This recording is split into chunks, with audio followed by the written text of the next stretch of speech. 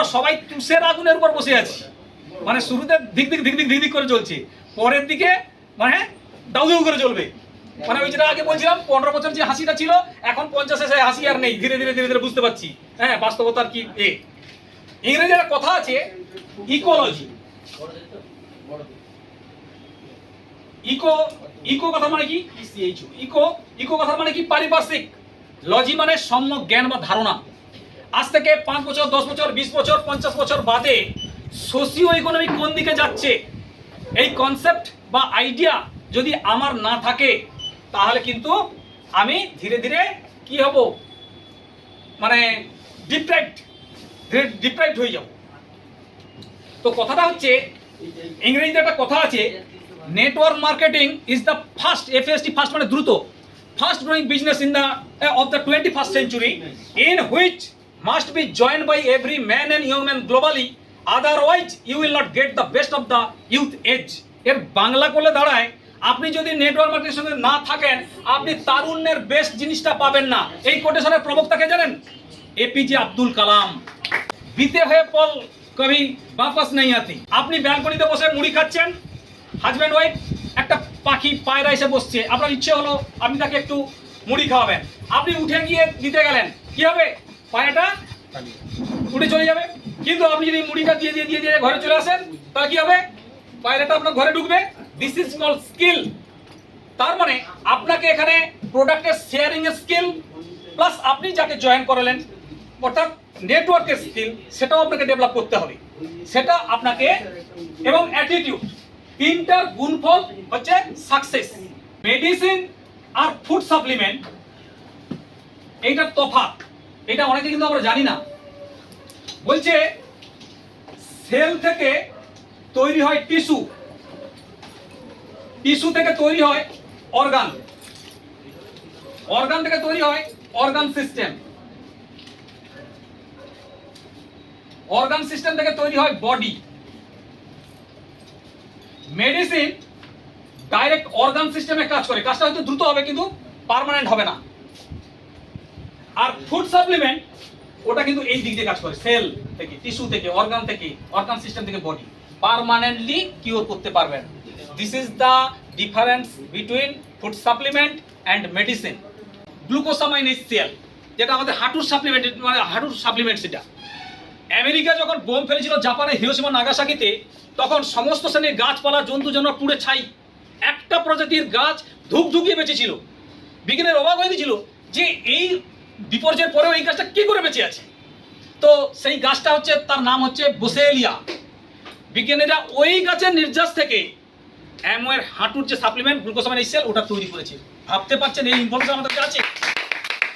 5খানা প্রোডাক্টকে আমাদের যে অ্যাথলেটিক ভারতবর্ষের যে স্পোর্টস অ্যাসোসিয়েশন তাকে রেকমেন্ড করেছে। 5টা প্রোডাক্ট কি কি? Calcium, protein powder, omega 3, glucosamine HCl এবং ক্যালসিয়াম ডেলি, 5টা জিনিসকে রেকমেন্ড করেছে। আপনি ভাবুন যে কোয়ালিটিটা কোন লেভেলে। হ্যাঁ, যেটা হচ্ছে NFSU অর্থাৎ ন্যাশনাল ফরেনসিক সায়েন্স ইউনিভার্সিটি দ্বারা সার্টিফাইড।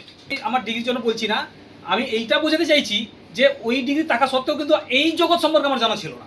আমি ওই ইনফরমেশন দেওয়ার জন্য বলছি। আপনারা হয়তো অনেকে ভাবছেন যে ইনি বিরাট ডিগ্রিধারী, ইনি বিরাট ডাক্তার, ইনি বোধহয় সব জানেন, এইটা ভাববেন না। উনি এই উনার জগতে মানে উনার লাইনে হয়তো উনি হতে পারেন, কিন্তু এই জগতে না। আমি সেটাই বোঝাতে চাইছি। তো কথাটা হচ্ছে, যখন দেখলাম প্রথম চাকরি পাই, তখন ভাবলাম বাড়ির খুব একটা অভাব ছিল না, হ্যাঁ, কিন্তু বেতনটা দেখলাম বেশি হয়েছে, এ টাকা নিয়ে কী করবো, এত তো বেশ মানে মানে যেন উঠছে আর কি, কী করবো, বিয়ে কতক্ষণ করিনি। তারপরে বিয়ে করলাম, বিয়ে করার পরে আমার মিসেস যেহেতু চাকরি করে, তো ওতে মানে যেন টাকা বেশি হয়েছে বলে মনে হচ্ছে আর কি। তারপরে যখন জায়গা কিনলাম, বাড়ি করলাম, তারপরে বুঝতে পারছি কত ধানে কত চাল। হ্যাঁ, বাড়িটা করতে অনেক টাকা খরচা হয়েছে, প্রায় কোটি টাকার কাছাকাছি খরচা হয়ে গেছে। তো ছেলে পড়ছে, বাড়িতে টিউশন আনাচ্ছি, একটা টিউশন 3000 4000 টাকা পর্যন্ত আছে। আবার জানেন তো কাঁথির দিকে, আমি জানি না এদিকেও হয়তো আছে, একটা সাবজেক্টে 2জন টিউশন, মানে একটা সাবজেক্টে 2জন টিউটর, মানে ফিজিক্স 2জন, একজন সামনে থেকে পড়াবে, একজন পিছন থেকে পড়াবে, এরকম আছে কিন্তু। হ্যাঁ আমাদের দিকে আছে, কাঠির দিকে আছে। তার মানে ভাবতে পারছেন কতগুলো সাবজেক্ট দুটো করে টিচার হলে, মানে অন্তত সায়েন্সের দুটো করে টিচার হলে কি অবস্থা হতে পারে। এখন সেটা বুঝতে পারছি, যেটা মানে ওই শুরুতে বুঝতে পারিনি কিন্তু। অর্থাৎ আমরা সবাই তুষের আগুনের উপর বসে আছি, মানে শুরুতে দিক দিক দিক দিক দিক দিক করে চলছে, পরের দিকে মানে দাউ দাউ করে চলবে। মানে ওই যেটা আগে বলছিলাম 15 বছর যে হাসিটা ছিল, এখন 50 এসে হাসি আর নেই, ধীরে ধীরে ধীরে ধীরে বুঝতে পারছি হ্যাঁ বাস্তবতার কি। ইংরেজি একটা কথা আছে ইকোলজি, ইকো ইকো কথা মানে কি, ইকো ইকো কথা মানে কি পারিপার্শ্বিক, লজি মানে সম্যক জ্ঞান বা ধারণা। আজ থেকে 5 বছর 10 বছর 20 বছর 50 বছর বাদে সোশিও ইকোনমিক কোন দিকে যাচ্ছে এই কনসেপ্ট বা আইডিয়া যদি আমার না থাকে, তাহলে কিন্তু আমি ধীরে ধীরে কি হব, মানে ডিপ্রাইভড হয়ে যাব। তো কথাটা হচ্ছে ইংরেজিতে একটা কথা আছে network marketing is the first, FST first মানে দ্রুত, first growing business in the of the 21st century, in which must be joined by every man and young man globally, otherwise you will not get the best of the youth age. এর বাংলা করলে দাঁড়ায়, আপনি যদি network marketing সঙ্গে না থাকেন, আপনি তারুণ্যের বেস্ট জিনিসটা পাবেন না। এই কোটেশনের প্রবক্তাকে জানেন? এপিজে আব্দুল কালাম। কজন আবার জানি এটা? টাইম কি মূল্যবান, যদি 5,000 টাকা পার ঘন্টায় কিনতে হতো, তাহলে মানুষ পল পল রেখে সময় গুরুত্ব দিত, ঠিক কিনা? আজকে বলছে একটা হিন্দিতে একটা কথা আছে, বিতে হয়ে পল কবি বাপাস নেই আতি, অর্থাৎ যে টাইম চলে যায় সেই টাইম কোনোদিনও ফিরে আসে না। সময় কি মূল্যবান, যেটা জাপানিরা ভালো বোঝে, আর আমরা চা দোকানে বসে ঘন্টার পর ঘন্টা কাটিয়ে দিচ্ছি। তো কথাটা হচ্ছে যে আপনাকে এই বিজনেসটা করতে গেলে আপনাকে কিছু স্কিল, নলেজ এবং অ্যাটিটিউড, এই তিনটা আপনাকে রপ্ত করতে হবে, তবে আপনি পাবেন সাকসেস। স্কিল মিন্স, একটা উদাহরণ দিই, ধরুন আপনি ব্যালকনিতে বসে মুড়ি খাচ্ছেন, হাজব্যান্ড ওয়াইফ, একটা পাখি পায়রা এসে বসছে, আপনার ইচ্ছে হলো আপনি তাকে একটু মুড়ি খাওয়াবেন, আপনি উঠে গিয়ে দিতে গেলেন, কি হবে? পায়রাটা উঠে চলে যাবে। কিন্তু আপনি যদি মুড়িটা দিয়ে দিয়ে দিয়ে দিয়ে ঘরে চলে আসেন, তাহলে কি হবে? পায়রাটা আপনার ঘরে ঢুকবে। This is called skill. তার মানে আপনাকে এখানে প্রোডাক্টের শেয়ারিং এর স্কিল, প্লাস আপনি যাকে জয়েন করালেন অর্থাৎ নেটওয়ার্কের স্কিল, সেটাও আপনাকে ডেভেলপ করতে হবে, সেটা আপনাকে, এবং অ্যাটিটিউড, তিনটার গুণফল হচ্ছে সাকসেস। আপনার যদি স্কিল থাকে, নলেজ যদি জিরো হয়, তাহলে কিন্তু এটা জিরো। আবার স্কিল নেই, বাকি সব আছে, তাহলেও জিরো। তার মানে আপনাকে তিনটা জিনিস আপনাকে রপ্ত করতে হবে। তো সারা পৃথিবীর এই সাকসেসের যদি আর একটা কি ওয়ার্ড আমি বলি, সেটা হচ্ছে কি? Try, TRY। You have to try, you should try. আপনি চেষ্টা করলে তবেই কিন্তু সাকসেস হবেন। পৃথিবীর সমস্ত সাকসেসের আপনাকে রক্ত, ঘাম, চোখের জল এটা ডিমান্ড করে। এগুলো না করে কোনো সাকসেস আপনি হতে পারবেন না। বলছে যিনি আইনস্টাইন, তিনি দেখেন তিনাকেও করতে হয়েছে, লড়াই করতে হয়েছে, মানে তিনিও ওখানেই পাগল। সচিন তেন্ডুলকর খেলায় পাগল। আপনাকে এখানেও এমনই তো পাগল হতে হবে, তবে গিয়ে কিন্তু আপনি এর সাকসেস পাবেন। কথাটা হচ্ছে যে একটা কথা আছে যে আপনি যদি হাল ছেড়ে দেন তাহলে গল্প শেষ, আর আপনি যদি চেষ্টা করেন তাহলে কিন্তু ইতিহাস শুরু, ঠিক কিনা? তো আমরা এই বিজনেসে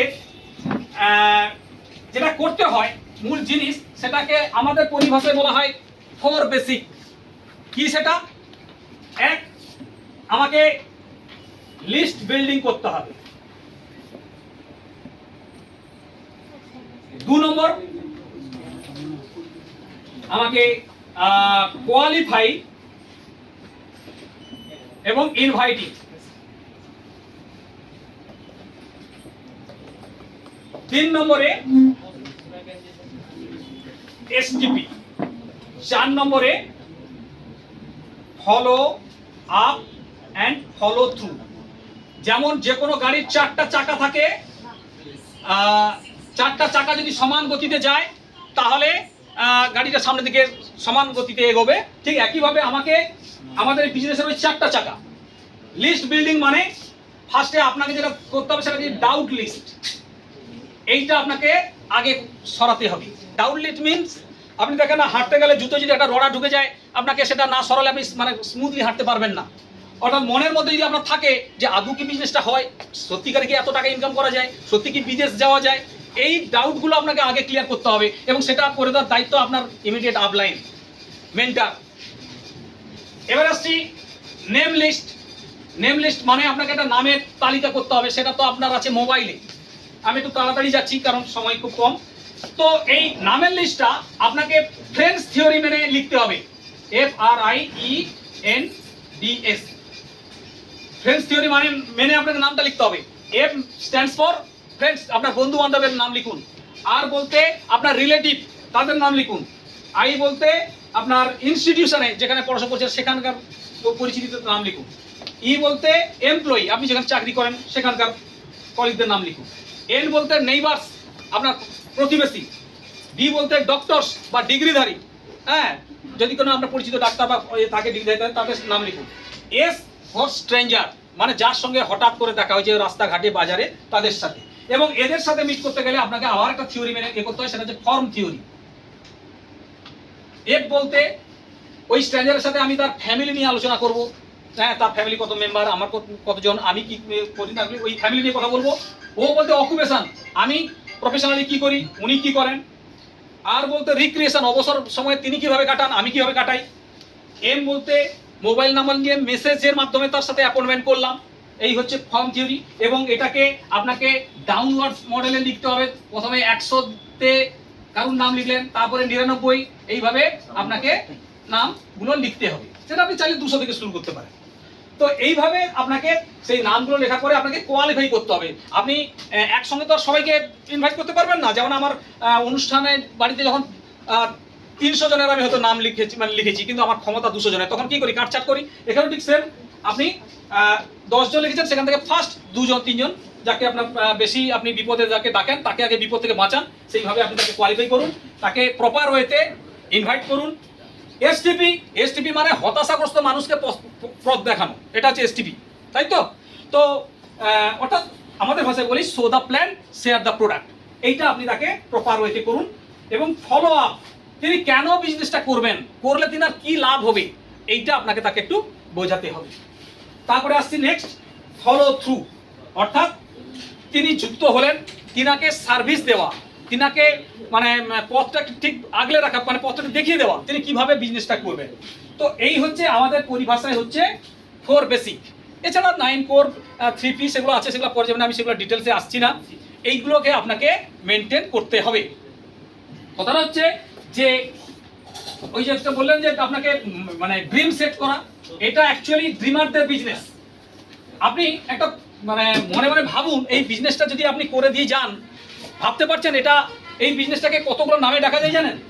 একটা হচ্ছে যেটা বেশি কমনলি আমরা শুনি, network marketing, private franchise business, এটা হচ্ছে নেক্সট জেন বিজনেস, মানে নেক্সট জেনারেশনকে আপনি দিয়ে যাচ্ছেন, কনজিউমার্স পাওয়ার, এরকম অনেকগুলো নামে একে জানি, এবং নেক্সট জেন, হ্যাঁ, এরকম অনেকগুলো নামে একে আমরা চিনি এই বিজনেসটাকে। এই বিজনেসটা করলে, যেহেতু বললাম যে আপনার যদি 2 ছেলে থাকে আপনি তাকে উইল করে দিয়ে পারবেন, হ্যাঁ। তো কথা হচ্ছে দুপুরবেলা, শীতের দুপুরে মাগুর মাছের ঝোল দিয়ে লাউ ডাঁটার ঝোল কখনো খেয়েছেন? নিশ্চয়ই আমরা গ্রামে খেয়েছি, তাই না? ওই যে ফিলিংসটা একটু ভাবুন, যে শীতের দুপুরে লাউ ডাঁটা দিয়ে মাগুর মাছের ঝোল খেল, পাশ বালিশ দিয়ে একটু ঘুমাচ্ছি, কি শান্তির ঘুম বাবু। এই বিজনেসটা যদি একবার করে দিয়ে যান, এই ধরনের ফ্লেভার আপনি পাবেন, শান্তিতে ঘুমোতে পারবেন, হ্যাঁ। তো কথাটা হচ্ছে যে আমরা অনেকে প্রশ্ন করে যে, আমি একটু বেশি সময় নেব না, যে মেডিসিন আর ফুড সাপ্লিমেন্ট এইটার তফাৎ, এটা অনেকে কিন্তু আমরা জানি না। বলছে সেল থেকে তৈরি হয় টিস্যু, টিস্যু থেকে তৈরি হয় অর্গান, অর্গান থেকে তৈরি হয় অর্গান সিস্টেম, অর্গান সিস্টেম থেকে তৈরি হয় বডি। মেডিসিন ডাইরেক্ট অর্গান সিস্টেমে কাজ করে, কাজটা হয়তো দ্রুত হবে কিন্তু পার্মানেন্ট হবে না। আর ফুড সাপ্লিমেন্ট ওটা কিন্তু এই দিক দিয়ে কাজ করে, সেল থেকে, টিস্যু থেকে, অর্গান থেকে, অর্গান সিস্টেম থেকে বডি, পার্মানেন্টলি কিওর করতে পারবেন। This is the difference between food supplement and medicine. আপনারা শুনলে অবাক হবেন যে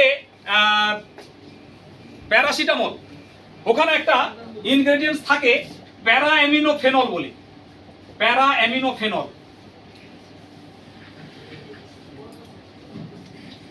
এই উপাদানটা যদি একটু বেশি হয়ে যায় না ওই প্যারাসিটামলে, মানুষের মৃত্যু পর্যন্ত ঘটতে পারে। তো বুঝতেই পারছেন, মানুষ কিন্তু জানেই না। এই যে মাঝে মাঝে দেখেন পেপার দেখা যায় জ্বরের হয়েছে, ওষুধ খেয়েছে মারা গেছে, দেখা যাবে ওইটা হয়তো পরিমাণ বেশি ছিল। তো কথাটা হচ্ছে এই বিষ কেন আমাদের শরীরে আমি ঢোকাবো জানতে জানতে। আমি আরেকটা পরে বলি, ক্যালসিয়াম আমাদের কোথা থেকে কালেক্ট করা হয়?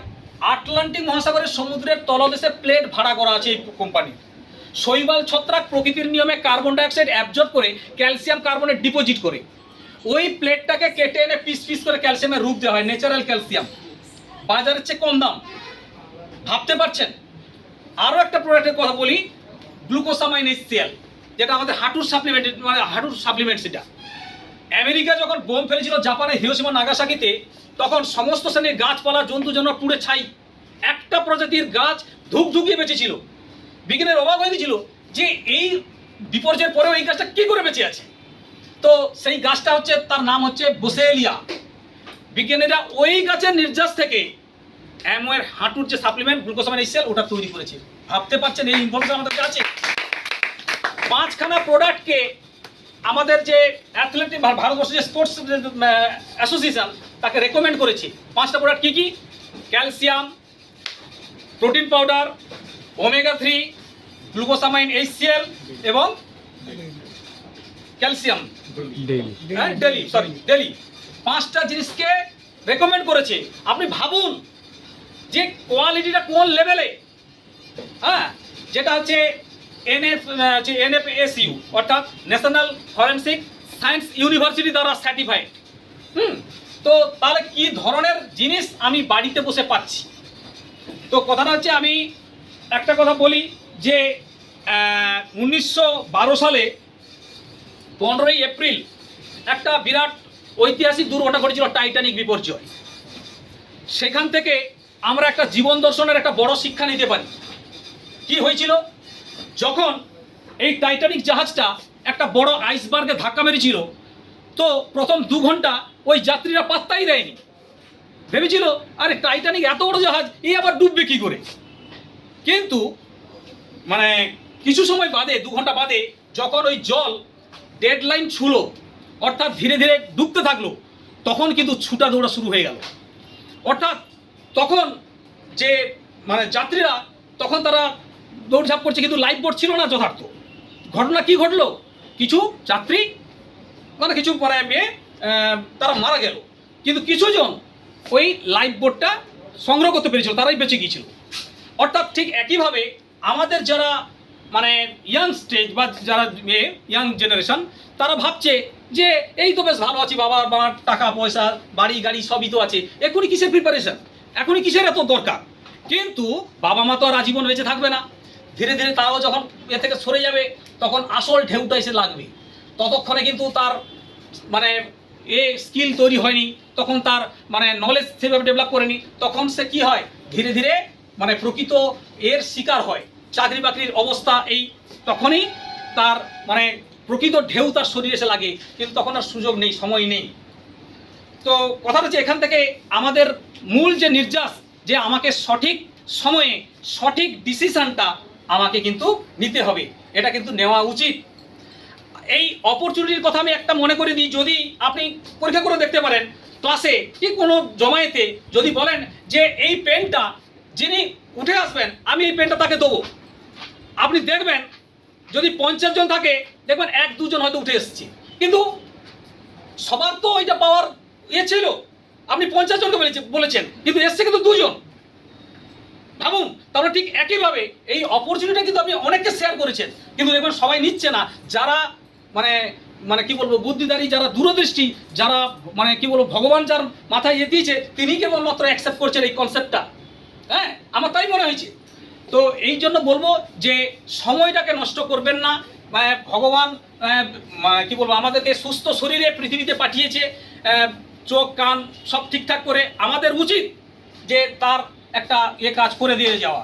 এটা ইতিহাস সৃষ্টি করা যায়, এটা সে কোনো সাধারণ নয়। মনে হবে তেল সাবান বিজনেস, কিন্তু না, এর মধ্যে অনেক অসাধারণ জিনিস লুকিয়ে আছে।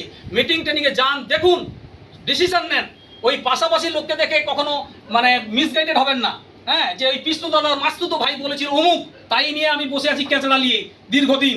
কারণ আমিও ফিল্ড ওয়ার্ক করেছি, মানে করছি, দেখছি। হ্যাঁ, যে অনেককে বললে তারা এটাকে তুচ্ছাই করে। হ্যাঁ, আবার দেখছি অনেকে বলছে না, এটা জিনিসটা ভালো। তো এই জন্য বলবো যে শেষ বয়সে চোখের জল ফেলাচ্ছে, বৃদ্ধ বয়সে চোখের জল ফেলাচ্ছে, ইয়াং বয়সে ঘাম ঝরানোটা বুদ্ধিমানের কাজ। তো আমি শেষ করব আমাদের মহাগুরুর একটা কথা দিয়ে, যে শক্তিমানরা হাল ছেড়ে দেয়, হার মেনে যায় দ্রুতগামী। আবার বলি, শক্তিমানরা হাল ছেড়ে দেয়, হার মেনে যায় দ্রুতগামী। জীবনের যুদ্ধে তারাই জেতে যারা বলে জিতবই আমি।